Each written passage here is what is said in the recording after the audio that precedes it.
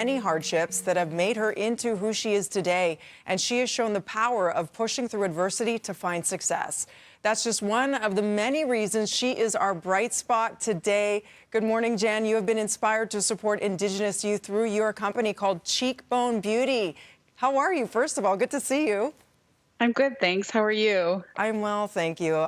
This is such a powerful and important hour. Thank you so much for being a part of it. Talk to us a little bit about your story. First of all, I was reading that you learned about your own grandmother's experience in your 30s with residential schools.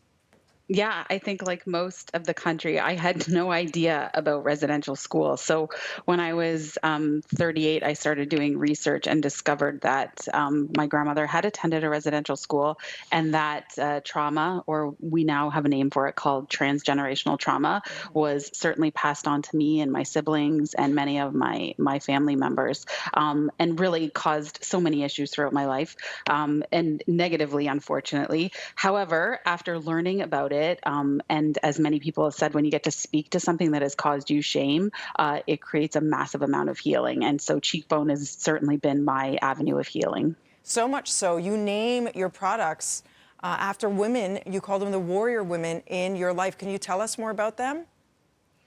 Yeah, so we, as our brand, our goal and mission is really to help every Indigenous kid on the planet see and feel their enormous value in the world while we craft sustainable color cosmetics. And what we wanted to do was create a platform of role models that I didn't have growing up for Indigenous youth so that they had someone to look to, because we all know if you can see it, then you can be it. And of course, Ashley Cullingbull was one of the first lipsticks we named after her. And this entire collection is called the Warrior Room Collection, as well as Autumn Peltier. And these are just two young Indigenous women that are completely inspirational to me, and I know many young people across the country.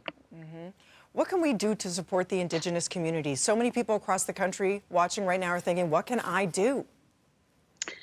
Yeah, I mean, I used to get asked that early on, and I really didn't have an answer because I was still learning. But now, just listening and learning as much as you possibly can about the history. What you're doing here today on Breakfast Television is truly the start in understanding that. And of course, I always say support Indigenous communities, find out where you live in and what territory and what land you're living on, and what Indigenous people were from that area, and maybe get connected with those communities in your area, as well as, of course, supporting Indigenous communities and businesses, because that will help all of our economies within all of our Indigenous communities. Absolutely. Where can we find more about Cheekbone, easy for me to say, beauty?